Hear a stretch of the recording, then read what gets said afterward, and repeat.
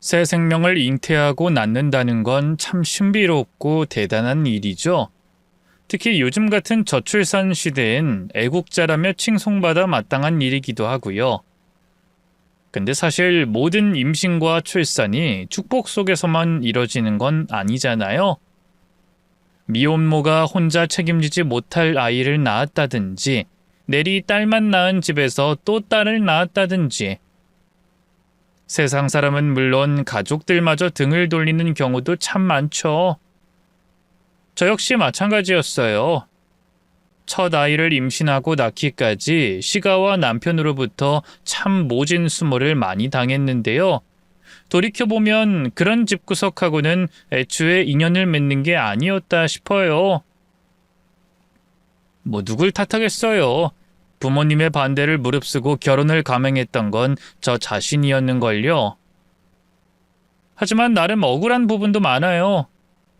저는 남편도 시부모님도 정말 좋은 분들인 줄 알았거든요. 사실 외적인 조건만 놓고 보면 제가 남편에 비해 많이 부족했거든요. 남편은 이름만 들으면 누구나 알만한 대기업 직장인에 시부모님도 사업을 해서 경제적으로 넉넉했으니까요. 반면 저는 세탁소를 운영하는 부모님을 둔 평범한 20대 여자였죠. 공부도 잘 못해서 대학도 못 나왔고요. 남편을 만날 당시엔 작은 제조회사에서 쥐꼬리만한 월급을 받으며 근근히 살고 있었죠. 남편과는 소개팅으로 만났는데요. 사실 그때도 까일 각오를 했었어요. 저는 남편을 보자마자 첫눈에 반했지만 남편같이 잘난 사람 입장에선 저같이 평범한 여자를 만날 이유가 없었으니까요. 그런데 웬걸? 남편은 소개팅 이후 바로 애프터를 했고요. 만난 지 정확히 한 달 만에 정식으로 사귀자고 고백도 했어요. 다른 여자들과 다르게 내숭 없고 솔직한 제가 마음에 들었다고 하더군요. 그래도 설마 결혼까지 하게 될 줄은 몰랐는데 남편이 제게 프로포즈 했을 때 주변에선 다 저더러 신데렐라라고 했어요. 무수리가 왕자님 만나서 신분 상승하게 됐다고요. 걱정했던 시부모님의 반대도 없었어요. 솔직히 시가가 저희 친정하고 경제적인 차이가 많이 나다 보니까 위축되기도 했는데요. 시어머니는 그런 건 신경 쓰지 말라면서 제 손을 꽉 잡아주셨죠. 둘이 좋아서 잘 살면 되는 거지. 집안 배경이니 뭐니 하는 게 뭐가 중요해. 아무 걱정 말고 시집 오거라. 요즘 세상에 남의 집 귀한 딸을 시집살이 시킬 수도 없는 노릇이고 내 너를 귀하게 아껴주마. 솔직히 결혼 자체를 결심하게 된 건 남편보다도 시어머니를 보고 결정한 게 커요. 이렇게 어른다운 어른이라면 아들도 어련히 잘 키워냈겠거니 싶었거든요. 실제로 남편은 결혼 준비 중에도 제게 감동을 줬어요. 남들은 결혼 준비하다 싸우기도 많이 싸우고 파혼하는 경우도 부지기수라는데 저는 그럴 일이 없었어요. 남편이 결혼 준비도 주도적으로 척척 알아서 하고요. 여러 가지로 배려도 많이 해줬거든요. 당시 제 전 재산이 500만 원이었는데요. 시부모님이 해주시겠다던 고급 아파트에 혼수는커녕 냉장고랑 세탁기도 못 넣을 돈이라 얼마나 부끄러웠는지 몰라요. 부모님에겐 손을 벌리고 싶어도 형편을 뻔히 알기에 차마 입이 안 떨어지더군요. 그래서 남편에게 솔직하게 털어놨어요.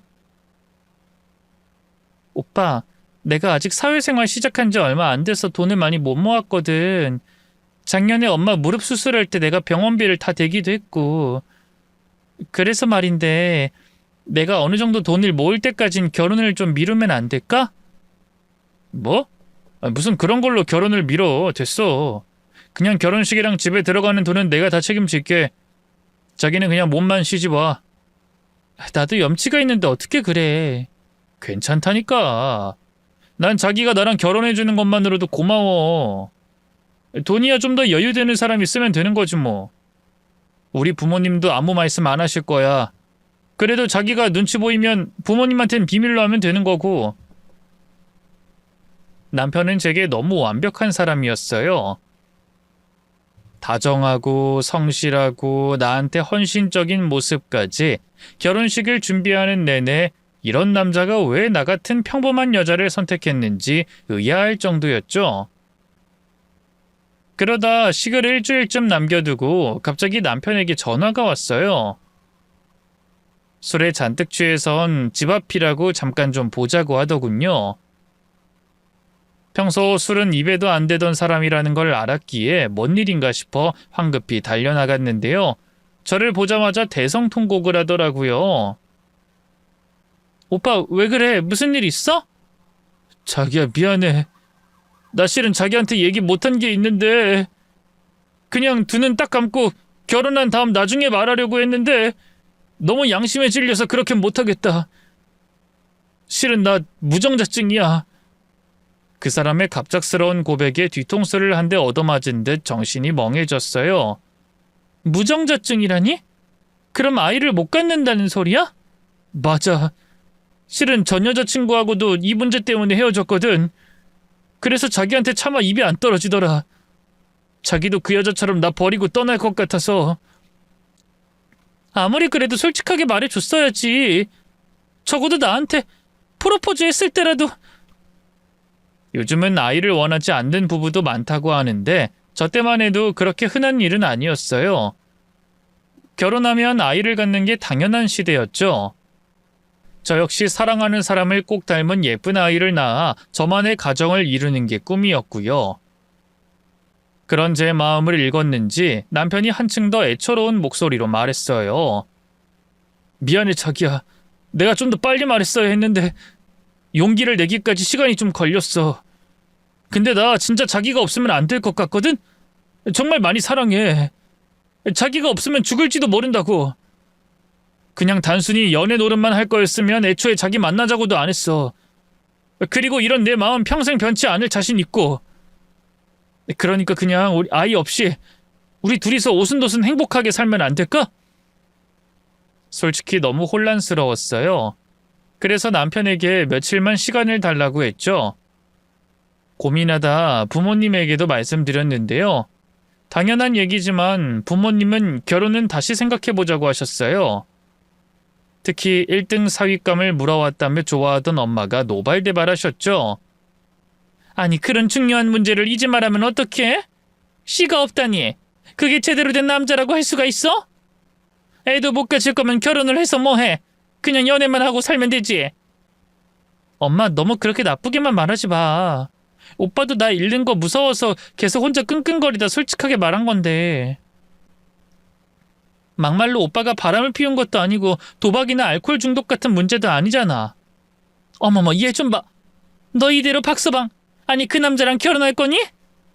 여자한테 평생 애를 못 갖는다는 게 어떤 의미인지 알기나 해? 엄마는 비록 가난한 너희 아빠한테 시집와서 한평생 고생만 했지만 그래도 제일 잘한 일을 꼽으라고 하면 너랑 네 언니 그리고 치석이 낳은 거다. 그건 말로 설명할 수 없는 행복이야. 온전히 여자만이 느낄 수 있는. 근데 너 그걸 포기할 수 있어? 그리고 그 집에서 역시 손주는 있어야겠다고 입양이라도 하라고 그러면 너 어떡할래? 피 한 방울 안 섞인 남의 자식을 네 자식이라고 키울 거야? 엄마는 왜 일어나지도 않은 일을 가지고 벌써부터 그래? 어쨌든 애를 못 가지는 게 오빠 잘못은 아니라는 거잖아. 부모님의 반대를 통해서 비로소 제 마음을 알게 됐어요. 맞아요. 남편과 헤어지고 싶지 않았던 거죠. 결국 저는 부모님의 반대에도 불구하고 남편과 결혼식을 올렸어요. 저를 보는 그 사람의 뜨거운 눈빛을 보면서 남편의 사랑 하나면 충분하다고 생각했죠. 실제로 결혼 생활은 행복했어요. 남편은 연애 시절 때보다도 더 잘해줬고요. 시부모님 역시 무정자증인 자기 아들을 받아줘서 고맙다고 예뻐해 주셨죠. 시가에 놀러가면 시어머니는 집안일 해주시는 아주머니가 있는데도 불구하고 손수 맛난 음식을 차려주셨고요. 제가 설거지라도 도울라 치면 손 하나 까딱 못하게 하셨어요. 시아버지 역시 틈만 나면 지갑을 열어 제게 용돈을 안겨주셨죠. 늘 위로는 언니에게, 밑으로는 남동생에게 치이기만 하던 둘째의 삶이었던지라 그런 시부모님의 사랑이 기꺼웠네요. 한편으론 혹시나 하는 희망을 품고 난임 치료도 열심히 받았어요. 남편은 어차피 가망 없는 일이라고 괜히 제 몸만 상하게 하는 것 같다고 싫어했지만요. 하지만 시부모님도 간절히 바라시던 일이고 저 역시 1%의 가능성이라도 있으면 어떻게든 그 가능성을 붙잡고 싶었어요. 그 정도로 간절하게 저와 남편의 아이를 원했죠. 그렇지만 난임 치료라는 게 그렇게 쉽지만은 않더라고요. 처음 시도했던 인공수정은 내리 3번을 다 실패했고요. 시험관으로 넘어가 무려 15번의 난자 채취를 했지만 끝내 아이를 가질 순 없었어요. 정신을 차려보니 5년이라는 시간이 속절없이 흘러가 있더군요. 몸도 몸이지만 마음이 참 힘들더라고요. 매번 기대했다가 실망했다가 이 사람이 할 짓이 아니었죠. 다 알고 결혼한 거면서 애꿎은 남편에게 화풀이를 하기도 했어요. 여보, 나 요즘 밖에서 애기만 봐도 미치겠어. 가슴이 너무 미어져서. 당신하고 나 닮은 아기 갖고 싶다는 게 그렇게 큰 욕심일까? 뭐 어떡하겠어. 삼신 할머니가 점지해주지 않는 걸. 당신도 너무 그렇게 아이에 집착하지 마. 우리 둘이 충분히 잘 살고 있잖아. 당신은 참 태평하다. 내가 얼마나 힘든지 당신이 알기나 해? 하긴 뭐라 했겠어. 병원 가서도 당신이 하는 일이라곤 야한 동영상 보면서 욕정이나 푸는 건데. 수십, 아니 수백 개의 주사바늘을 스스로 내 몸에 꽂는 이 고통을 당신이 알기나 해? 그러고도 늘 이번에도 실패라는 말을 듣는 내 비참함을 이해는 하냐고. 왜 또 그래? 그만하자, 그만하긴 뭘 그만해! 이럴 줄 알았으면 그냥 결혼하지 말 걸 그랬어. 그렇게 애가 갖고 싶으면 입양이라도 하든가. 난 내키지 않지만 당신이 원한다면 내가 갖고 싶은 건 당신이랑 내 아기야. 남의 애가 아니라. 그럼 나더러 뭐 어떡하라는 거야. 다 알고 결혼한 거잖아. 내가 당신한테 뭐 거짓말한 것도 아니고 언제까지 날 나쁜 놈으로 몰아갈 건데. 눈치 보면서 기죽어 있는 것도 하루 이틀이지 정말 해도 너무하잖아. 언젠가부터 저희 부부 사이엔 부쩍 다툼이 잦아졌어요. 사실 신혼 때야 뭘 하든 눈에서 꿀이 뚝뚝 떨어지지만 그것도 아주 잠깐이잖아요. 괜히 부부 사이는 정으로 산다는 말이 나오겠어요. 하지만 먼저 결혼한 친구들 보면 그 정이란 것도 같이 애를 낳고 키우면서 생기는 거던데 남편과 저에겐 해당 없는 얘기였죠. 나중엔 같이 밥상머리에 앉아 밥을 먹는 것도 싫더군요. 결국 자연스럽게 이혼을 고민하게 됐는데요. 막상 이혼 얘기를 꺼내자 남편은 난리가 났어요. 여보 갑자기 왜 그래? 이혼은 무슨 이혼이야. 내가 앞으로 더 잘할게. 당신이 못하고 말고의 문제가 아니야. 요즘 우리 솔직히 눈만 마주치면 싸우잖아. 이럴 거면 그냥 차라리 더 늦기 전에 갈라서는 게. 난 그렇게 못해. 내가 당신을 얼마나 사랑하는데. 당신이 아이 문제로 나한테 히스테리 부릴 때마다 내가 다 받아줬어야 하는 건데 무심하게 굴고 오히려 짜증만 냈던 거 미안해. 앞으로는 절대 안 그럴게. 그러니까 한 번만 더 기회를 주라. 눈물까지 흘리면서 애걸복걸하는 남편을 보니 마음이 약해졌어요. 이 사람의 감정이 무자르듯 쉽게 잘리는 것도 아니고 그때까진 저도 남편에게 애정이 남아 있었으니까요. 결국 둘이서 좀 더 노력해보기로 결정하고 이혼 얘긴 철회했어요. 그래도 남편은 충격이 컸는지 저 모르게 정신과 치료까지 받았죠. 나중에 그 사실을 알고 얼마나 놀랐나 몰라요. 괜히 죄 없는 남편을 아프게 한 것 같아 죄책감도 들더군요. 어쨌든 무정자증인 게 남편의 잘못은 아니었으니까요. 제가 그걸 모르고 결혼한 것도 아니고 알고 결혼한 순간 더는 그걸로 걸고 넘어지면 안 됐던 거죠. 이제 그만 이 지옥에서 벗어나야겠다는 생각이 들더라고요. 그래서 남편과 상의 끝에 난임 치료를 중단하고요. 아이는 포기하기로 했네요. 갈등 요소가 사라지니 자연스럽게 남편과의 사이도 다시 좋아지기 시작했어요. 미세한 균열이 조금씩 메워졌고 그동안 쌓였던 긴장감도 서서히 풀려갔죠. 점점 밝아지는 남편의 표정과 예전처럼 저를 다정하게 대하는 모습에 안도감이 들었어요. 아이에 대한 집착을 내려놓고 나니 사는 게 한결 편안해지더군요. 그리고 그렇게 계절이 2번 바뀌었을 무렵 생각지도 못한 일이 벌어졌어요. 언젠가부터 이상하게 몸이 무겁고 속이 울렁거리더군요. 처음엔 단순한 피로라고 생각했는데요. 며칠째 증상이 계속되자 혹시나 하는 마음에 테스트기를 사서 확인해봤어요. 그런데 웬걸 선명한 2줄이 떠오르는 게 아니겠어요? 여보, 와서 이것 좀 봐봐! 퇴근 후 서재에 있던 남편을 불러 테스트기를 보여줬어요. 무슨 일인지 몰라 어리둥절해하던 남편의 2눈이 이내 휘둥그레졌죠. 이거 진짜야? 뭔가 잘못된 거 아니고? 나도 혹시나 해서 3번이나 확인해봤어. 근데 계속 이렇게 2줄이 떠. 정말 임신인 걸까, 여보? 글쎄, 일단 내일 바로 병원 가보자. 그날 밤 저도 남편도 한숨도 잘 수 없었어요. 날이 밝자마자 바로 병원으로 달려갔는데요. 검진 결과 임신이 맞다고 하더군요. 축하드립니다. 이제 6주 됐네요. 네? 정말요? 하지만 어떻게 이런 일이 가능한 건지. 확률적으로 낮긴 하지만 그렇다고 아예 불가능한 일은 아닙니다. 남편분이 무정자증이긴 해도 정자 생성이 아예 안 되는 케이스는 아니거든요. 아주 극소량만 정자가 생성돼서 자연 임신이 어려운 케이스였는데 이 경우는 정말 기적이라고밖엔 할 수가 없네요. 2분이 간절히 아기를 원하셔서 아기 천사가 찾아왔나 봅니다.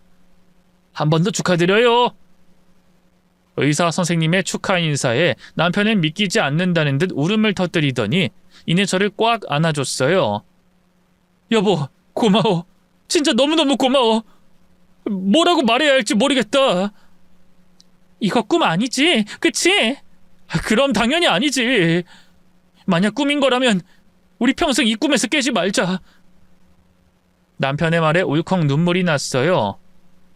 그동안 이 사람도 내색은 안 했지만 얼마나 아이를 바래왔는지 알겠더군요.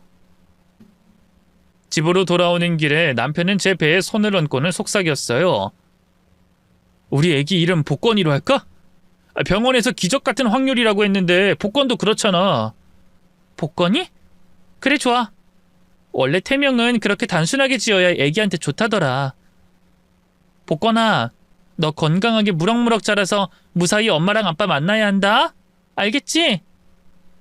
남편이 그런 저를 보며 살며시 웃었어요. 아이를 기다리는 동안 너무 힘들었지만 결국 우리에게도 이런 기쁨이 찾아왔다는 사실에 감사했죠. 그렇게 저희 부부는 부모가 될 준비를 하며 다시금 행복한 미래를 그리기 시작했어요. 임신 초기엔 워낙 조심해야 한다고 해서 시가에도 친정에도 임신 사실을 비밀로 했어요. 그러다 12주가 지날 무렵 조심스럽게 알렸죠. 예상했던 대로 양가 부모님 다 뛸 듯이 기뻐하셨네요. 그 주 주말에 친정 부모님이 바로 올라오셔서 얼굴을 뵙고 축하받고요. 그 다음 주엔 시부모님이 뭐 먹고 싶은 거 없냐고 좋은 곳에서 외식이나 하자며 저와 남편을 불렀어요. 그래서 호텔에 있는 근사한 레스토랑에서 다 같이 모여 밥을 먹었죠. 그런데 뭐랄까요? 이 시어머니의 반응이 왠지 모르게 좀 쎄했어요. 아니, 어떻게 이런 일이 벌어질 수 있니? 무정자증인데 임신이라니 그게 가능한 거야? 아이, 엄마도 참 몇 번을 물어봐. 병원 의사 선생님하고 얘기 나눴는데 내가 정자 생산이 중단된 건 아니라서 확률이 아예 제로는 아니었대.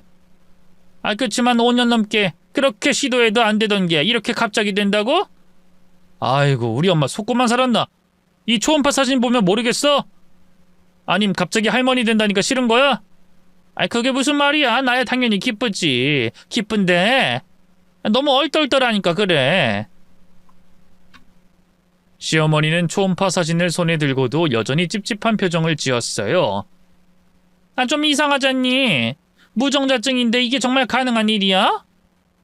자꾸만 그러시니 저도 마음이 너무 불편했고요. 좋게 넘기려던 남편도 결국엔 표정이 굳어지더군요. 엄마 그만 좀 해. 의사 선생님도 불가능한 일은 아니라고 했잖아. 아, 이렇게 좋은 일이 생겼는데 왜 자꾸 초를 치는 거야? 얘가 초를 친다니. 애미한테 그게 무슨 말버릇이야? 아, 도통 안 믿기니까 그렇지. 막말로 다른 집 남편이 무정자증인데 애가 생겼다고 해봐라. 무슨 생각이 들겠어? 시어머니는 마치 저 들으라는 듯이 언성을 높였어요. 그 말의 뉘앙스에서 느껴지는 추악한 기운에 마음 한켠에서 뭔가가 무너지는 기분이 들었죠. 하지만 시어머니 입장에선 그럴 수도 있겠다 싶었어요.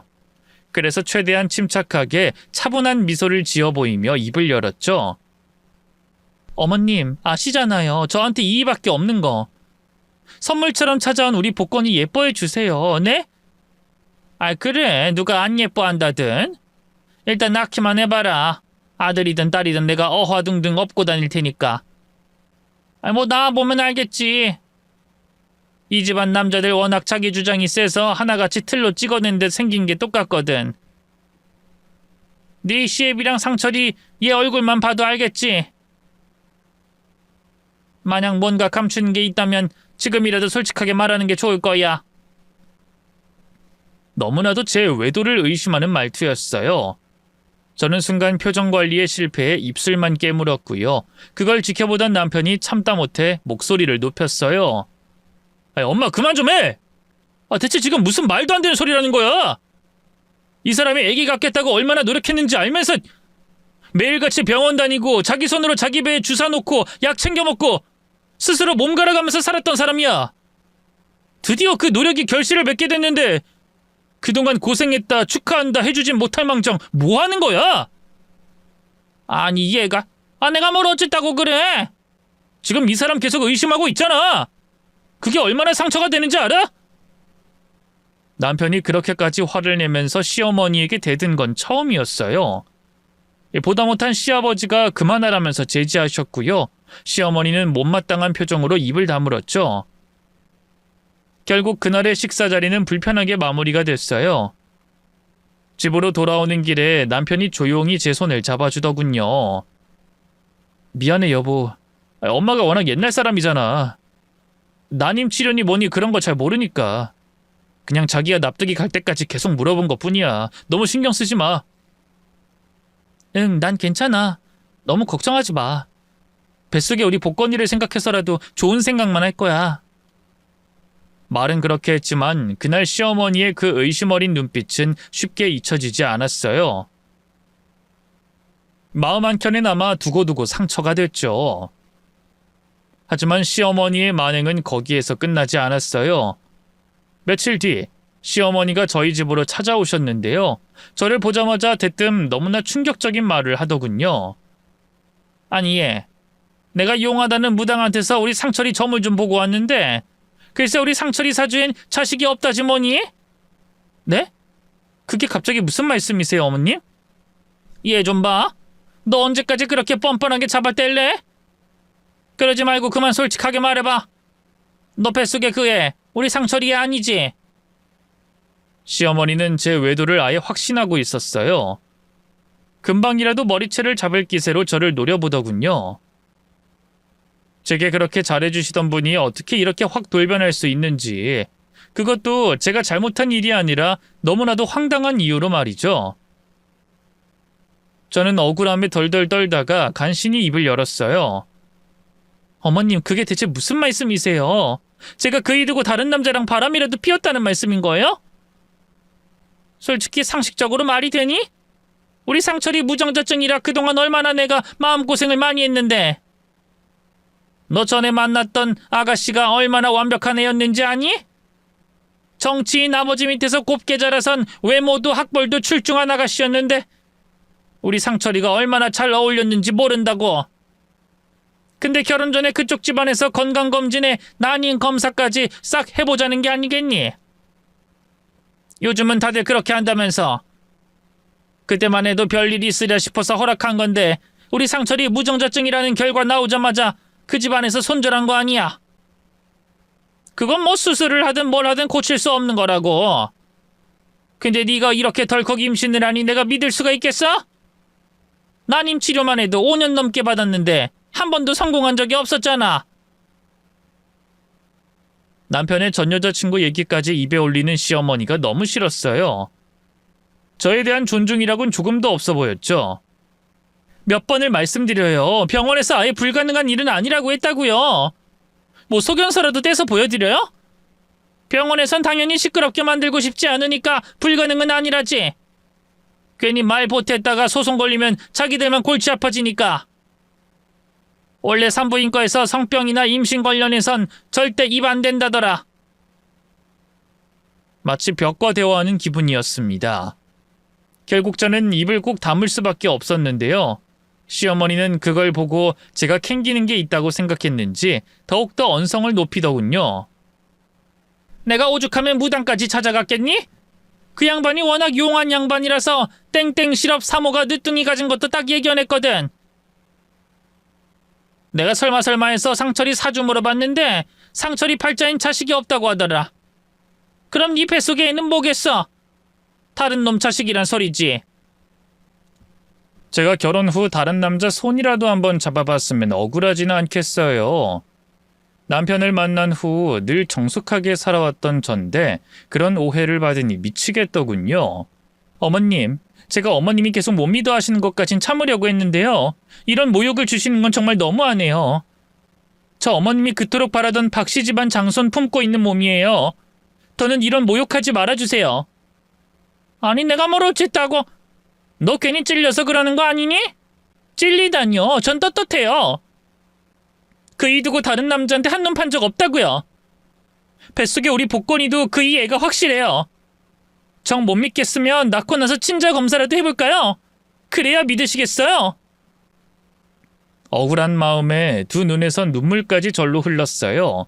그래서 그대로 안방으로 들어가 문을 걸어 잠갔죠. 시어머니가 가든 말든 신경도 쓰지 않았는데요. 한참 울고 나와보니 집안엔 아무도 없더군요. 그런데 정말 미치고 팔짝 뛰겠는 건 그날 이후 남편의 태도가 조금씩 달라지기 시작했다는 거예요. 시어머니에게서 무슨 말을 들었는지 저를 의심의 눈초리로 바라보더군요. 괜히 말도 없이 제 핸드폰을 몰래 보는가 하면요. 직장에서도 수시로 전화해 지금 뭐 하냐고, 누구랑 있냐고 확인 전화를 했어요. 뭐야? 당신도 어머님처럼 나 의심하는 거야? 우리 복건이가 다른 놈 자식일까봐 그러는 거냐고. 그게 뭔 말이야. 난 그냥 당신 뭐 하는지 궁금해서. 웃기고 있네. 평소에 회사에서 일할 땐 내 문자 보지도 않으면서 누굴 바보로 알아? 당신이 임신했는데 그럼 당연히 더 자주 연락하게 되고 그런 거지 뭐. 왜 그렇게 꼬아서만 생각해? 방귀 낀 놈이 성낸다더니 당신 진짜 뭐 찔리는 거 있어서 그래? 뭐? 당신 지금 말 다 했어? 아니 그런 게 아니라 방금은 내가 실언했어. 미안해. 사과도 그때 잠깐뿐. 남편의 태도는 그 이후로도 점점 더 심각해졌어요. 늘 일정한 시간에 퇴근하던 사람이 집에 들어오는 시간도 불규칙하게 바뀌었고요. 보안을 핑계로 현관과 거실에 홈카메라를 달았어요. 어디 그뿐인가요? 한 번은 남편 양복을 세탁소에 맡기려고 정리하는데 윗주머니에서 흥신소 명함이 나온 적도 있었어요. 사람을 고용해 내 뒤까지 캐려는 건가 싶어서 기가 막히더군요. 그래도 그때까지만 해도 견딜만 했어요. 전 떳떳했으니까요. 하늘을 우러러 한 점 부끄러움이 없었죠. 그러던 어느 날 밤 남편이 술에 취해 집에 들어왔어요. 그리고는 평소에 없던 감정이 실린 목소리로 저를 다그쳤죠. 솔직히 말해, 뱃속에 그 애 다른 남자이지? 또 무슨 소리라는 거야? 이제 그만 좀 해. 우리 애기 복건이가 다 듣는다고. 당신 나중에 복건이 태어나면 미안해서 얼굴을 어떻게 보려고 그래? 당신 진짜 연기 잘한다. 누가 보면 진짜 억울한 사람인 줄 알겠어. 배우를 하지 그랬어? 그럼 대성했을 텐데. 얼굴이 못생겨서 그건 안 되려나? 뭐 하는 거야? 계속 그렇게 비꼴 거야? 왜 날 안 믿어주는 건데? 어머님은 그렇다 쳐도 당신은 날 믿어줘야 하는 거 아니야? 우리가 한 입을 덮고 산 세월이 얼만데? 나도 믿고 싶어. 근데 당신이 날 못 믿게 한 거잖아. 김형식, 그 인간 당신도 알지? 김영식이라니, 그게 누군데? 잡아댈 생각 마. 흥신소통해서 다 조사했으니까. 당신 전 회사 사장인 김영식 말이야. 나 결혼하고도 계속 만났더라. 제가 전에 다니던 회사 사장님이 그제야 떠올랐어요. 회사 다닐 적에 워낙 잘해주셨던 분이라 퇴사 후에도 종종 안부차 연락을 드리곤 했거든요. 사장님 댁도 사모님이 인공수정으로 늦둥이를 가진 경우라 이것저것 궁금한 것도 많이 여쭤봤고요. 어떻게 60이 넘는 사장님과 제 사이를 오해할 수 있는 건지 기가 막히더군요. 당신 미쳤어? 사장님 나이가 몇인데 어떻게 그런 의심을 해? 숟가락 들 힘만 있어도 그 짓을 할 수 있는 게 남자야. 노인네는 뭐 애 못 가진대? 무정자증인 나보다야 훨씬 가능성이 높겠지. 남편이 입에서 흘러나오는 더러운 말에 귀가 썩는 것 같았어요. 남편이 이렇게까지 저를 의심하고 있다는 게 믿기지 않았죠. 당신 정말 제정신이야? 정신과 치료를 다시 받아보는 게 어때? 말 돌리지 마! 뱃속에 그 애 그 놓친 애 맞지? 그렇지? 아니라고 했잖아. 내가 그 말을 어떻게 믿어? 병원에서도 기적 같은 일이라고 했는데 그런 기적이 이렇게 쉽게 일어난다고? 그것보단 당신이 다른 남자랑 배를 맞췄을 가능성이 더 높겠지. 안 그래? 말을 말자. 술 취했으면 곱게 잠이나 자. 애먼 사람 잡지 말고. 전 그대로 안방으로 들어가려고 했어요. 그러자 흥분한 남편이 갑자기 달려들어 제 팔을 잡고 바닥에 내팽개쳤죠. 저는 본능적으로 배를 감싸며 뒹굴었는데요. 고통보다는 남편이 임신한 저를 밀쳤다는 것에 대한 충격이 더 컸어요. 당신 지금 날 민 거야? 뱃속에 복권이가 있는데? 그러게 누가 내 말 끝나지도 않았는데 자리를 뜨래? 남편은 반성하긴커녕 위협적으로 목소리를 높였어요. 그리고 주먹진 손을 제 쪽으로 휘두르며 공포심을 심어줬죠. 모든 의심과 불안감이 우리 사이를 갈갈이 찢어놓는 것 같았어요.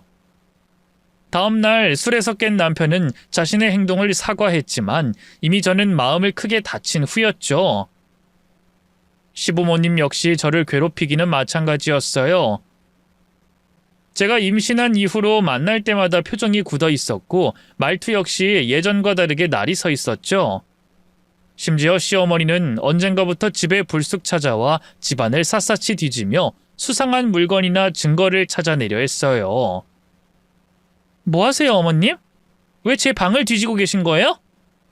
그냥 방이 너무 지저분한 것 같아서 정리 좀 했다. 그냥 두세요. 제가 알아서 할 테니까요. 왜? 뭐 캥기는 거라도 있나 보지? 매사가 그런 식이라서 상대하면 할수록 제 속에 화만 쌓였어요. 또 한 번은 시어머니가 친정에 몰래 전화를 걸어서 저에 대한 험담을 퍼붓기도 했죠. 사부인, 며느리가 요즘 좀 이상해서 말이에요. 임신한 후로 부쩍 예민하고 공격적인 게 어디 가서 딴짓이라도 하고 다니는 건 아닌지. 사부인은 뭐 아는 거 없으세요? 그 말을 들은 친정어머니는 당황해서 저에게 전화를 걸어 물어봤어요.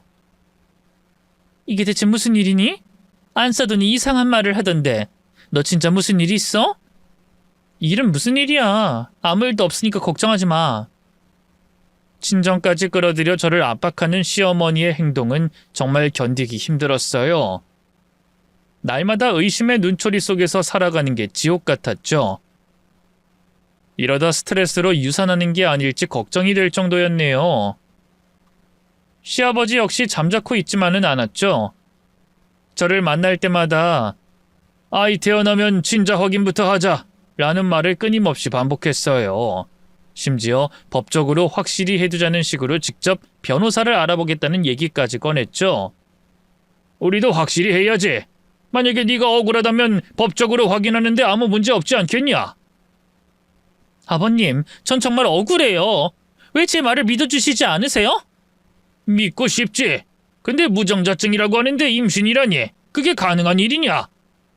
좋아요. 친자 검사해요. 하자고요. 근데 그 순간부터 저는 이 집 며느리 아니고요. 저희 복권이도 제가 키울 거예요. 그런 더러운 의심받고도 제가 이 집 며느리를 해야 할 이유가 없잖아요. 그러자 잠자코 듣고 있던 남편이 주먹을 테이블로 내리쳤어요. 당신 지금 아버지한테 뭐 하는 거야? 그게 어디서 배워먹은 버리장머리냐고? 당신이야말로 뭐 하는 건데? 뭐? 친자검사의 변호사? 넌 네 새끼 벤 와이프가 이따위 말을 듣고 있는데 할 말이 고작 그것뿐이니? 아니 이게 진짜 야, 나 더는 너같이 더러운 여자 못 품겠다. 우리 그냥 이혼하자. 남편의 입에서 이혼이라는 말이 나오자 가슴이 철렁 내려앉았어요. 뭐? 이혼하자고? 진심이야 지금? 나 임신했어. 당신 애를 가졌다고? 웃기고 있네. 친자검사 하자는 말에 이렇게 길길이 날뛰면서 협박하는 꼴을 보면 뻔하지. 됐고 이혼해. 뱃속에 그 애는 지우든 말든 너 알아서 하고. 남편의 눈은 의심과 분노로 활활 타오르고 있었어요. 그때 깨달았죠. 눈앞에 이 남자는 더 이상 내가 알던 다정한 남편이 아니라는 걸. 절 사람 취급도 안 하는 눈빛이었고요. 세상에서 제일 더러운 곳을 보는 듯한 눈빛이었죠. 그 순간 정신이 번쩍 들더군요. 그래 이혼하자. 나도 더는 이대로 못 살겠어. 대신 나중에 친자 검사 결과가 어떻게 나오든 복권이 볼 생각하지 마. 알겠어? 그렇게 말하면 누가 무서워서 이혼 철회할 줄 알아? 그만 좀 해! 당신이 나 계속 의심하는 것도 어머님 아버님이 나 협박하고 압박하는 것도 다 참았어. 당신이 회사 사람들이나 친구들한테 나에 대해 어떤 말을 짓거리고 다니는지 내가 모를 것 같아? 그래도 다 참아줬는데 이제 더는 못 참겠다. 우리 아기를 위해서라도 이혼하는 게 맞는 것 같아. 덤덤하게 이혼을 받아들이자 남편 입장에선 그것도 곱게 보이지 않았던 걸까요? 갑자기 길길이 날뛰면서 흥분하기 시작하더군요. 확실히 하자고. 이혼을 당하는 건 너야, 내가 아니라. 내가 너 같은 평범 이하인 여자를 만난 이유가 뭔데? 내가 애 못 갖는 걸 약점 잡아서 되도 않는 갑질 안 할 것 같아서 그거 하나만 보고 데리고 살아준 거야. 근데 네가 이렇게 뒤통수를 쳐? 집구석도 거지 같고 별 볼 일 없는 게... 뭐? 거지 같은 집구석? 너 말 다 했어? 다른 건 몰라도 저희 부모님을 모욕하는 건 참을 수가 없었어요. 때마침 테이블엔 뜨거운 커피가 올려져 있었는데요. 그걸 바로 남편의 얼굴에 던져버렸죠. 남편은 피하지도 못한 채 정통으로 얼굴을 맞았고요. 그대로 비명을 지르면서 쓰러졌네요. 오늘부로 넌 내 남편도 우리 복권이 아빠도 아니야. 다신 내 앞에 나타나지 마. 나중에 복권이 태어나고 나면 찾아와서 울고불고 빌 생각조차 하지 말라고. 이 쓰레기만도 못한 놈아. 그렇게 저는 남편과 이혼했어요. 친정 부모님도 사정을 다 알고는 잘했다 하시더군요. 뱃속의 아이는 당연히 지울 생각이 없었어요.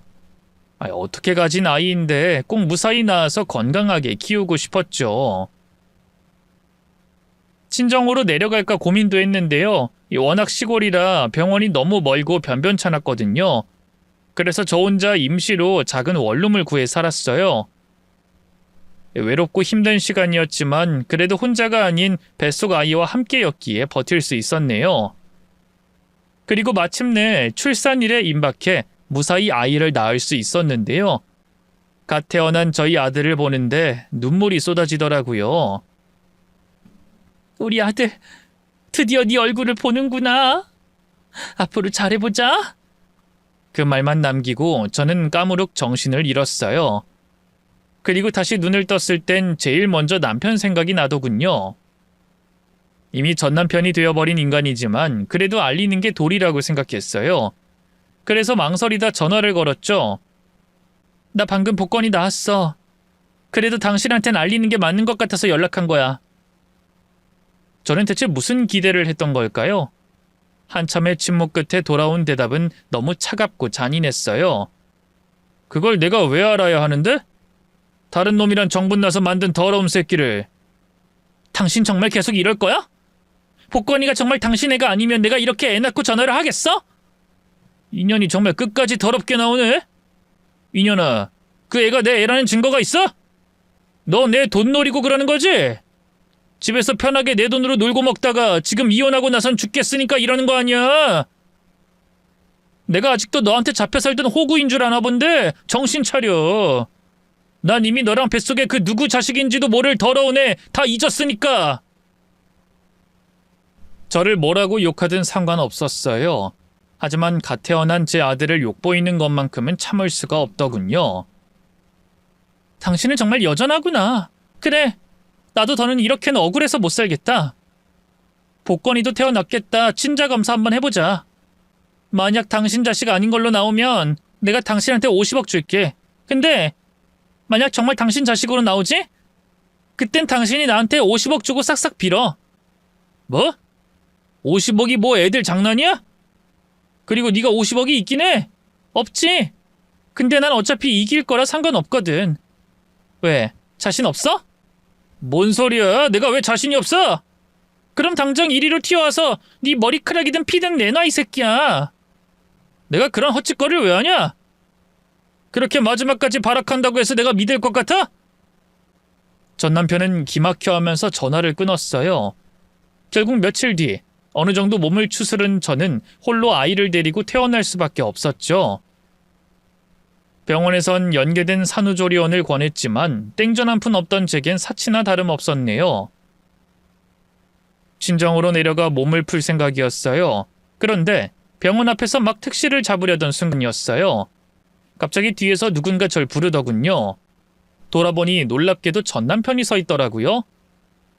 반갑기보다는 열불이 확 났죠. 웬일이야? 안 올 줄 알았는데. 하지만 전 남편은 제 말이 들리지도 않는지 뚫어져라 제품에 안긴 아들만 쳐다봤어요. 이 애가 복권이야? 당신 뱃속에 있던? 그래. 왜? 아, 친자 검사하려고 온 거야? 그럼 머리카락이나 내놓고 꺼져. 아니, 얘 너무 나 어릴 때 모습이랑 똑같잖아. 눈썹 위에 난 저 점까지. 전 남편도 그렇고 전 시부도 눈썹 위에 커다란 점이 있었거든요. 피는 못 속인다고 저희 아들 역시 마찬가지였죠. 전 남편은 자기 판박이인 아들을 보고선 하얗게 질려 어쩔 줄 몰라 했어요. 다리에 힘이 풀렸는지 비틀거리다 쓰러지기까지 하더군요. 이럴 수가. 정말 내 아이가 맞단 말이야? 우와, 신이시여 감사합니다. 저한테 그토록 바라던 자식을, 그것도 아들을 내려주시다니요. 정말 너무 감사합니다. 혼자서 눈물까지 흘리면서 생쇼를 하는 전 남편을 보니 기가 찼어요. 당신 내가 한 말 잊었어? 얘가 왜 당신 애야? 내 애지. 우리 이혼했고 이제 복권이하고 당신은 아무 상관도 없어. 그러자 남편이 황급히 다가와 제 팔을 잡았어요. 미안해 여보. 내가 죽을 죄를 지었어. 엄마가 자꾸 내 사주엔 자식이 없다고 막 그러니까 나도 홀려선. 그리고 흥신소에서 뒷조사했을 때도 당신이 나 모르게 그 사장놈 만난 게 나오고 그러니까 나도 의심할 만 했잖아. 안 그래? 모르게 만나긴. 얘기 다 했는데 당신이 기억을 못한 거지. 이런 얘기 다시 하는 것도 구질구질하고 싫어. 우린 이미 이혼했고 서류에 이혼 도장 찍는 순간 당신은 복권이에 대한 모든 권리를 포기한 거야. 잊었어? 당신 아버지가 하도 닥달해서 변호사 끼고 계약서까지 썼던 거. 여보, 당신 화 많이 났구나. 이해해. 내가 평생 살면서 갚아 나갈게. 그러니까 제발 나 용서해 주라. 응? 글쎄 꺼지라니까. 여기요 경비 아저씨. 이 남자 좀 데려가 주세요. 모르는 사람인데 자꾸 와서 저한테 추근거려요. 저는 병원 정문 쪽에 있던 경호원들을 소리쳐 불렀어요. 그러자 경호원들이 황급히 달려왔고요. 주변을 지나가던 사람들도 흘끔흘끔 저희를 쳐다봤죠. 그러자 당황한 전 남편은 황급히 주랭랑을 쳤네요. 나중에 다시 연락하겠다면서 말이죠. 저는 코웃음을 치면서 무시했고요. 바로 살던 원룸을 정리하고 친정으로 내려갔는데요. 며칠 뒤 글쎄 시부모님이 저희 친정까지 찾아왔지 뭐예요. 오자마자 저희 부모님은 아른 채도 안 하고 애부터 보여달라고 하더군요. 이 상철이 말로는 자기를 아주 쏙 빼다 닮았다는데 정말 그래? 정말 우리 상철이 애가 맞았던 거야? 어머님, 이제 와서 그런 걸 따져서 무슨 의미가 있어요? 이제 우리 복권이는 그 집안이랑 아무 상관도 없어요. 그러니 소란 피우지 말고 이만 돌아가 주세요. 일단 그 애부터 좀 보여줘라. 응? 애기 얼굴을 보여주지 않으면 계속 죽치고 있을 것 같았는지 친정엄마가 방으로 들어가 아들을 데리고 나왔어요. 아들의 얼굴을 본 시부모님의 안색이 확 변하더군요. 아니, 얘는 우리 상철이 애였으면 진작에 그렇다고 말을 했어야지. 대체 얌전히 이혼은 왜 해준 거야? 그러니까 우리가 오해한 거 아니냐. 시어머니의 그 말이 잠잠하던 제 속에 확 불을 질렀어요. 어머님, 제가 말을 안 했나요? 몇십 번, 몇백 번 말씀드렸잖아요. 저는 외도한 적 없고 우리 복건이도 그 사람에 왔다고요. 근데 이상한 사짜무당 말만 듣고 생사람 잡았던 게 누군데요? 그건... 뭐 이제 와서 그런 거 따지면 뭐 하겠니? 어쨌든 이제 네 억울함 풀었으면 된 거 아니야? 혹시 모르니까 친자 검사는 한 번 더 하고 친자인 거 확실해지면 다시 올라오거라. 알았지? 끝까지 친자 검사 운운하는 시어머니를 보면서 머릿속에 한 가닥 남아있던 이성의 끈이 뚝 끊어졌어요. 그래요. 친자 검사해요. 근데 저희의 몸에서 DNA 뽑는 대가는 치르셔야 한다는 것만 알아두세요. 친자 결과 나오면 집으로 보내드릴 테니까 기다리고 계세요. 저는 그 길로 서울에 있는 유명한 유전자 센터에 친자 검사를 의뢰했어요. 혹시라도 딴소리를 할까봐 남편과 시부모님 대동하에 검사를 진행했고요. 결과도 각자에게 전부 따로 보내달라고 했죠. 약 보름 뒤 친자 검사 결과가 나왔는데요. 결과야 당연히 친자라고 나왔죠. 제가 굳이 결과가 뻔한 친자 검사를 한 이유는 따로 있었어요. 뻔뻔한 시가와 남편에게 복수하기 위해서였죠. 저는 친자 검사 결과지를 들고 바로 변호사를 만났어요. 그리고 변호사 선생님의 도움을 받아 그 세 사람을 명예훼손과 모욕죄로 고소했죠. 또 변호사 선생님 말로는 외도한 것으로 몰아 부당하게 이혼을 강요한 부분에 대해서도 손해배상 청구가 가능하다고 하더군요. 그래서 그것도 따로 소송을 진행했네요. 얼마 후 고소장이 남편과 시가에도 날아간 모양이죠. 전 남편은 물론이고 시어머니에게도 미친 듯이 연락이 오기 시작했어요. 한번 보자고 하기에 봤어요. 전 떳떳했으니까요. 그런데 참 웃기죠? 저를 더러운 여자라 모욕하고 짓밟던 인간들이 어느새 태도가 싹 바뀌어 있더군요. 여보 미안해. 내가 한 번 더 사과할게. 그땐 너무 혼란스러워서 그랬어. 부모님도 그렇고 주변 사람들도 다 나한테 너 병신이냐고. 당연히 당신이 다른 남자에 배고 와서 속이는 거라고 그래서 잠깐 흔들렸어. 나도 사람인데 그럴 수 있는 거잖아. 아니, 사람이라면 그럴 수 없는 건데 술 처먹고 임신한 지 와이프 밀고 폭언하고 흥신소 사람 시켜서 뒷조사하고 그게 사람이 할 짓이니? 맞아, 내가 다 잘못한 거야. 그러니까 제발 나한테 한 번만 만회할 기회를 줘. 우리 모든 걸 잊고 다시 시작하자. 응? 부부 사이에 이렇게 고소하고 손해배상 청구하고 이게 뭐 하는 짓이야? 당신 정말 뻔뻔하다. 날 그렇게 밟아놓고 이제 와서 뭐? 새로 시작하자고? 내가 왜 그래야 하는데? 그리고 고소당한 게 억울하면 당신도 나 고소해. 고소를 할 건덕지가 있을진 모르겠지만. 여보, 복권이 생각도 해야지. 복권이를 생각해서 이러는 건데 우리 아들도 당신 같은 쓰레기는 아빠로 원하지 않을 거야. 그러니까 당장 내 눈앞에서 사라져. 꺼져버리라고. 남편은 어쩔 줄 몰라 하다 자기 옆에 있던 시모를 바라보며 고함 질렀어요. 엄마 뭐 하는 거야? 얼른 무릎이라도 꿇고 빌라고. 이게 애초에 엄마가 옆에서 부채질해서 그런 거 아니야? 끔찍하게 아끼던 아들이 자기에게 소리를 지르자 시모는 단단히 상처받은 것 같았어요. 하지만 남편은 아랑곳 않고 그런 시모의 어깨를 눌러 억지로 무릎 꿇게 했죠. 제게 고개 숙이고 비는 그 모습을 보는데 어찌나 속이 시원하던지요. 며느라, 제발 이 어리석은 늙은이를 용서해 주렴. 내가 죽을 죄를 지었다. 죽을 죄를 지었으면 죽진 못해도 그에 합당한 처벌은 받아야죠. 사과는 됐으니까 법정에서나 봬요. 그만 가주세요. 그러자 옆에 있던 시아버지까지 끼어들어선 너무나 황당한 말을 짓거리더군요. 그래, 뭐 좋다. 네 뜻이 정 그렇다면 존중하마. 상철이 이놈이랑 재결합 안 해도 좋고 고소 취하도 안 해도 좋아. 대신 그 손주놈만은 우리한테 주면 안 되겠냐? 뭐라고요? 제 아들을 왜 줘야 하는데요? 아버님 이혼할 때 계약서 쓴 거 잊으셨어요? 친권, 양육권 싹 다 포기하기로 한 거? 근데 이제 와서 왜 이러세요? 아이 그거야 진짜 우리 친손주인 줄 몰랐으니까 그렇지. 너도 알잖니? 우리 집안 손이 얼마나 귀한지. 더군다나 상철인 무정자증인데 이렇게 애가 태어난 건 정말 기적이야. 병원에서도 상철이 나이도 있고 이렇게 자연 임신하는 경우 앞으로는 다신 없을 거라고 그러더라. 너도 여자 혼자 애비도 없이 어떻게 애를 키우려고 그래? 그냥 우리한테 아이 넘겨주고 새 출발하는 게. 저는 더는 화를 참지 못하고 시아버지에게 다가가 뺨을 때렸어요. 그리고 말리는 남편 놈도 발로 배를 걷어차버렸죠. 그 집안 남자들 얼마나 쭉정이들인지 여자인 제 힘 하나 당해내지 못하더군요.